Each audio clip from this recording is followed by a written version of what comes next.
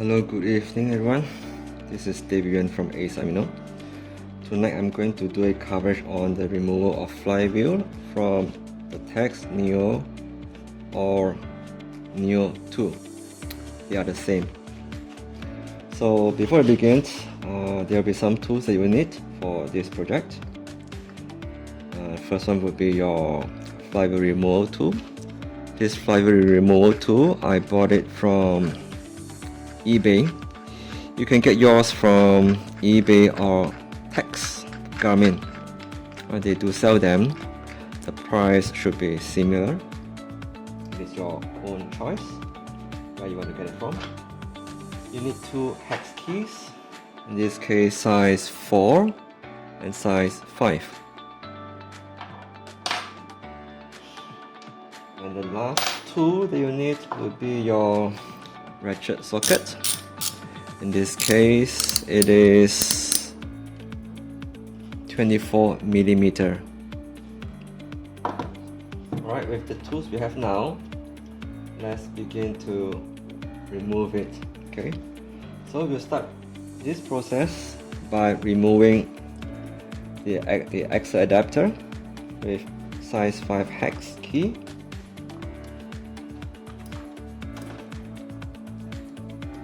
Once it is loosened, do it this way.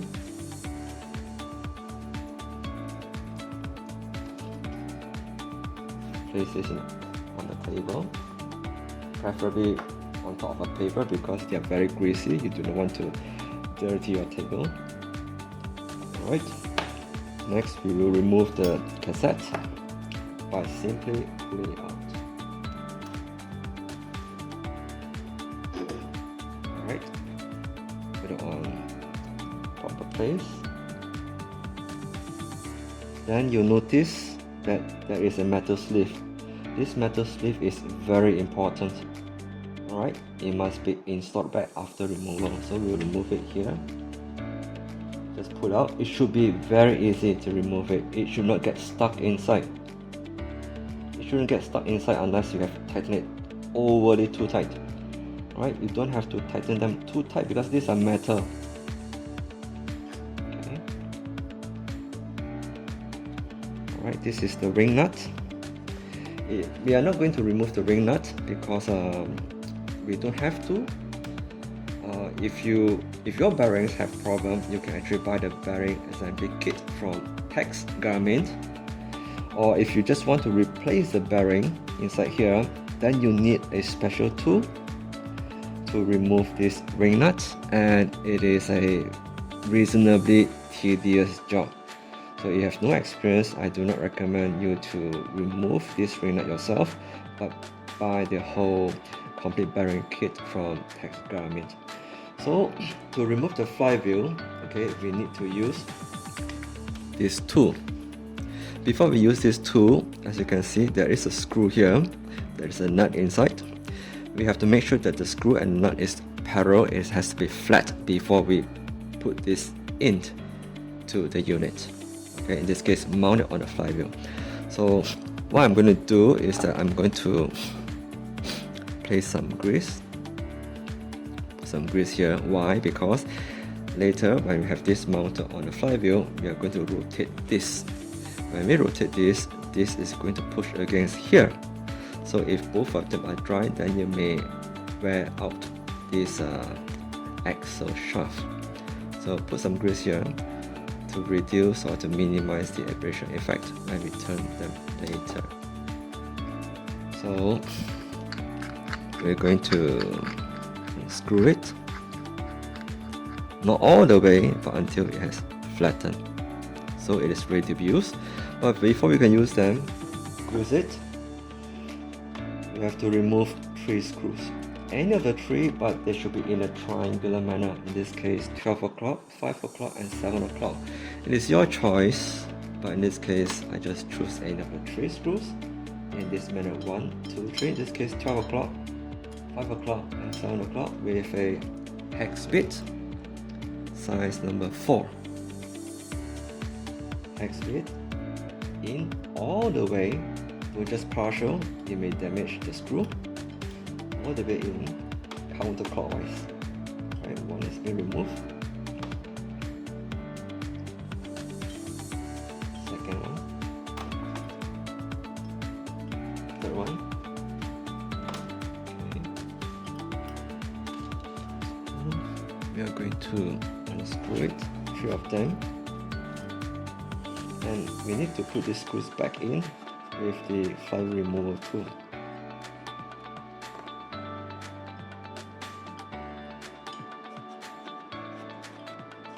Make sure they are in a triangular manner. You don't want to open up the wrong screw.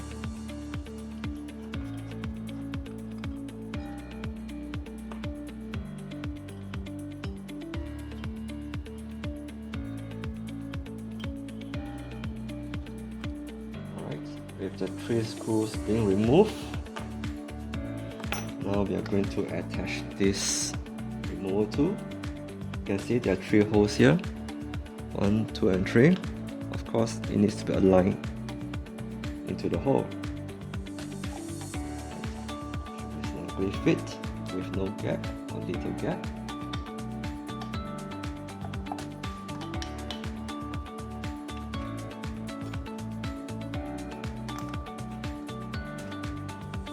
Hold the flywheel removal tool because it may drop and fall on your trainer.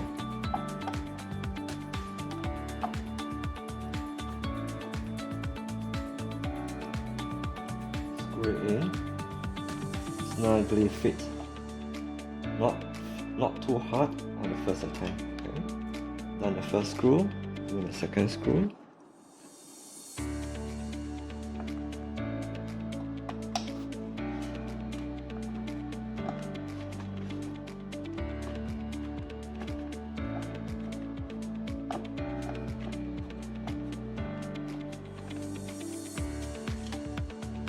Screw.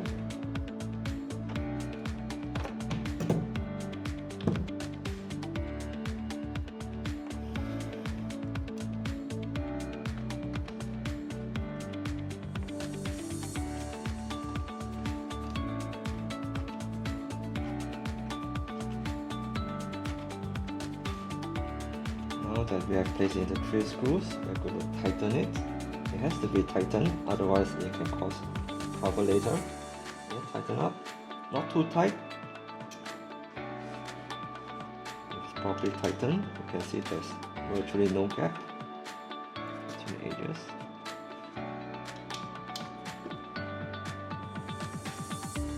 Alright, they are tightened. The next step is to tighten this screw in a clockwise manner. Now pay attention, when I start to turn the screw in the clockwise manner, the flywheel starts to pull out. Can you see that? Okay, you can turn this way with your hand, or you can use the ratchet tool. It's getting hot, so let's use the tool.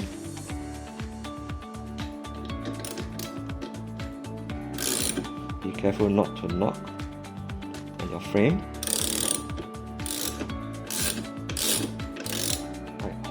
Hold this flywheel this way, otherwise it will start to turn along. Okay. Hold the flywheel this way, start to turn clockwise. Turn the flywheel, pull out because this screw is pushing against it inside. Now during this process, you can feel that there is some tension in the screw. You need to put some amount of force to turn it, but eventually this amount of force will reduce because the flywheel will be moved away from the stator. Right, the stator will be the coils inside the unit. Just turn the counter, turn it clockwise, turn until it feels very light. If it feels very light, that means this flywheel is far away from the stator. As you can see, I use my finger to turn, meaning that it is already far and away from the stator. Right, once it's far and away, okay, you can pull out the flywheel. Now this flywheel is not light, so it should be handled with respect. So we'll just pull this out, hold it firmly, and we're going to pull this out and place it at a place where there's no screws, there's no metal parts, especially iron parts, because inside this flywheel there are many magnets, and these are very strong magnets.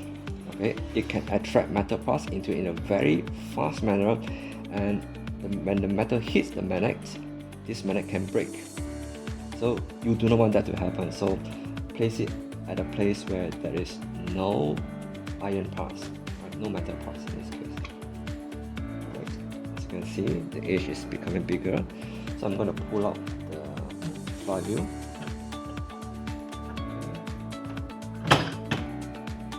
Alright, be careful, it's very heavy. You do not want to drop it on your trainer. Now I'm just going to show you the flywheel. This is the flywheel housing. These are the magnets. The magnets are in place with plastic groove. I see this in many of the Neo 2. I don't see this plastic ring in the Neo 1 or the Neo OG, as many of them call it. And this is the bearing. You have a cooler fan here. Now this bearing, when you remove it, check for the smoothness of the bearing by turning it this way or the other way. It should be smooth, it should be firm and tight, but smooth. In this case, firm, smooth and tight. It shouldn't be like jamming, right? So it's nice and smooth, not too loose. Right, it's very good fitting. And then you check for the play. See if it wobbles. If it wobbles or it feels very rough, then it can be a sign that it is time to check on your ball bearings. I believe that there are two ball bearings here. One here outside, and another is here, inside here. So both of them work hand in hand. So in this case, check here and also check another side. You can replace this ball bearings assembly with the 6 screws. There are 6 screws that we have seen just now. If you remove the 6 screws, then this ball bearing assembly can be pulled out from this flywheel assembly. Right? If you have reached a certain mileage, then you may want to consider replace this entire ball bearing set, ball bearing assembly kit. So I'm going to put this at one side first.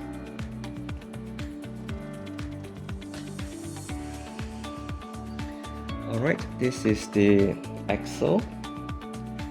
As you can see, this axle, they are different in diameter. You have the inside section, which is larger in circumference, and the outer one, which is narrower in circumference.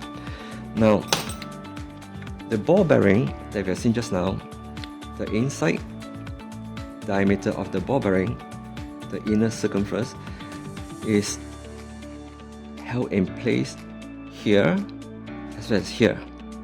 Remember, the inner bearing does not rotate against this axle shaft, so there's no need to place a lot of grease here because there's no moving part. The one that moves is the ball bearing and the flywheel, not the inner bearing circle sliding against this axle. So this axle should be clean, but you can place a little bit of grease here to reduce chances of seizure if it ever happens. Okay, it's safe. We can see that the axle is actually sunken. Some of the section is sunken, and the reason being is because the ball bearing, alright, the ball bearing, you have an outer ball bearing and the inner ball bearing. Some of them, the inner one starts to slide against the axle shaft, and this happens because the ball bearing has already seized. It is locked up, it is jammed. So when the flywheel turns, as you can see, as you know, the flywheel can be turned when we pedal. So the flywheel will turn, and if you actually move the entire bearing, both outside and inside, together on the bearing that has been seized, or jammed you call it. So we check for evidence that it happens here. So in this case, this unit here is nice and clean. It's very smooth. Right, so nothing much need to be done. We should keep this area clean. If there's any dust here, we want to just brush it off. We have inspected the ball bearing just now. It looks good. It needs not to be replaced. So this is just preventive maintenance to make sure that everything is good. Because on some units, they have a jammed ball bearing. And since they don't check and they keep on cycling, then the ball bearing, the seized ball bearing, the one that is jammed, is going to slide. Alright, it's going to roll along this axle and create a groove. And that is no good because the flywheel may eventually starts to droop. And when it droops, the flywheel magnets, which we have seen just now, is going to scratch against these stator units. Right, you can see there are many coils here. It's beautiful. And to make sure that the gap is in its original tolerance, everything has to be within a good tolerance.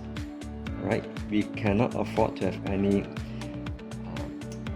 wear and tear on the axle, because if it does, then the whole flywheel may start to droop and the magnet will start to scratch the stators, and then it can create problems. So it's good to check your unit from time to time, especially if you cycle often indoor training, to make sure that everything is in order and condition. So right now for this unit, it looks good. I've done an earlier inspection on this unit. The stators, they are clean. But I noticed that on the flywheel, there is some evidence of physical contact between the magnet and the stator, because I can see some rust here. I believe these are rust, and usually they are there because they are being scratched. And as I said before, they shouldn't come in contact with each other. So for now, we just leave it as it is, because the customer did not complain that it is making a lot of noise, and the bearing seems to be in good condition as we have tested. There's no sound, there's no dryness. So we are just going to put it back in. Alright, to put it back in, just reverse the process. Make sure that the screw is in its original place just now.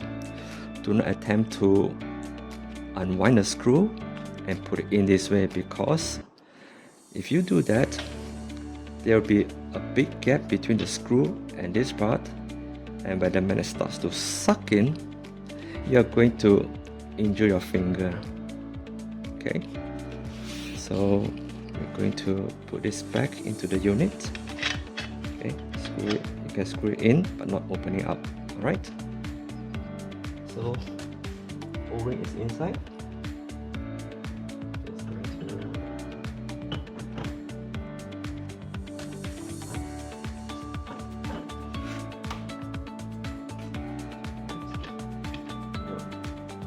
unscrew it counterclockwise to let the flywheel back into its place. As you can see, when I start to rotate it counterclockwise, the flywheel starts to move inside because of the magnetic force.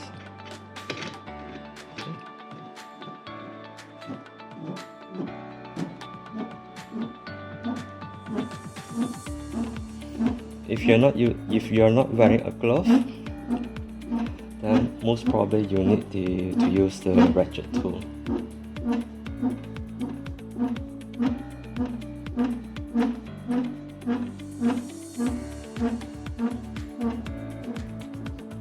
Alright, when you feel it's very light, that means it's already all the way in. See, it's very light, it's already all the way in. So what I'm going to do next is to unscrew the 3 nuts, the 3 screws.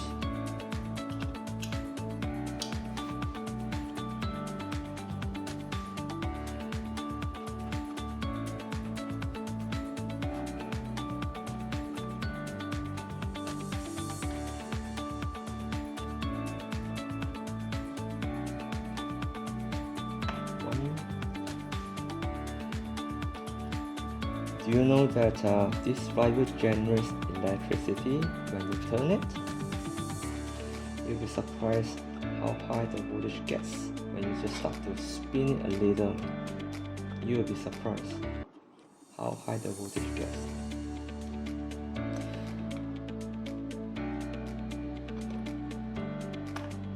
From our own discovery, we noticed that the voltage can go as high as 130 AC. 130. That is high enough to injure someone. So be careful. This unit is a trainer in which it is a motor. When you feed it with current, it can also generate electricity when you spin it. Right, now this is the final screw. As I mentioned before, hold this cup to prevent this cup from falling onto your trainer. Okay, cup is out. So we are going to screw it back in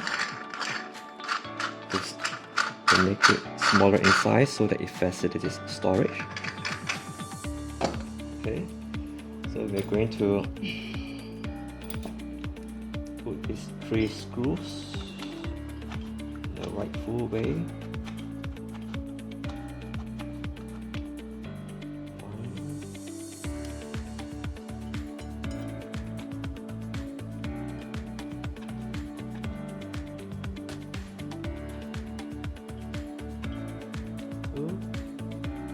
By spinning this way, you are actually generating current. That current is high enough. It's more than 100 volt AC before being regulated. Alright, tighten the 3 screws.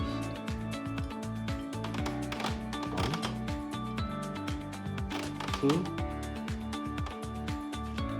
3. Check the rest.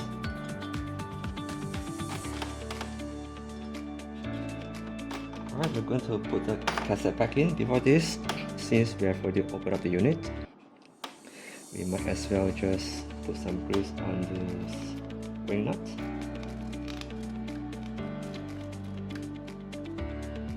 Some grease here. Here you can put grease.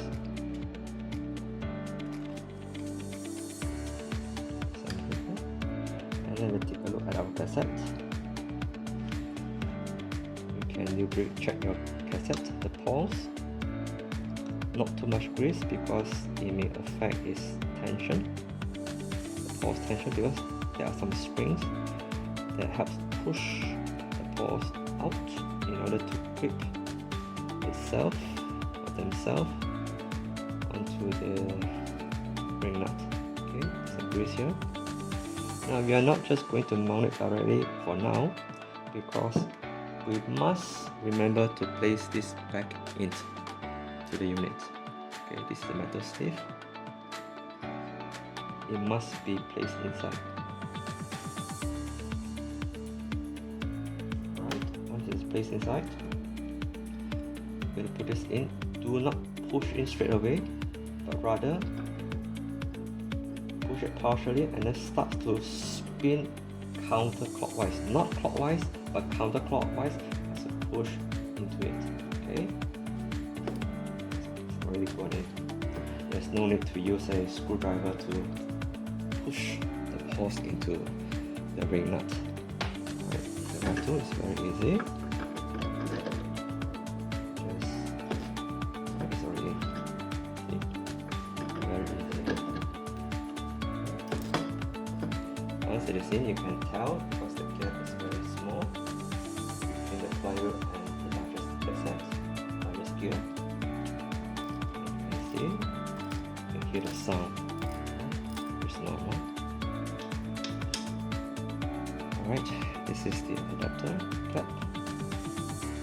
Just use a size 5 hex key.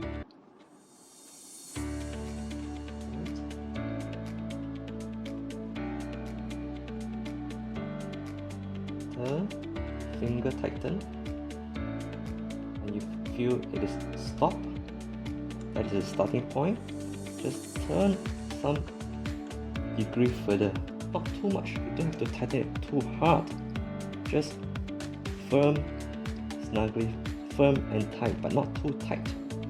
Alright, this is where it stops, just add some angle here. Okay, that's it. Alright, everything is working, in order and good condition. Alright, that's it for this video. I've demonstrated to you how to remove the flywheel, check the internal parts, which is the axle, the rubber ring, and the condition of the ball bearings. There are two of them. We have checked the first one, the one that's the bigger ball bearing. We've checked it. So I've shown you how to put it back and the assembly process. So that's it for this first video. The next video I'm going to cover on how to remove this panel so that you can clean up your internal fans, as well as remove your motherboard if you have a unit that is exacerbating problem. I will show you how to remove the motherboard, pack it and ship it to us if you want your motherboard to be diagnosed and repaired. I'll do that on the next video. So that's it for today. So I hope to see you again in the next video. Alright guys, thank you and good night.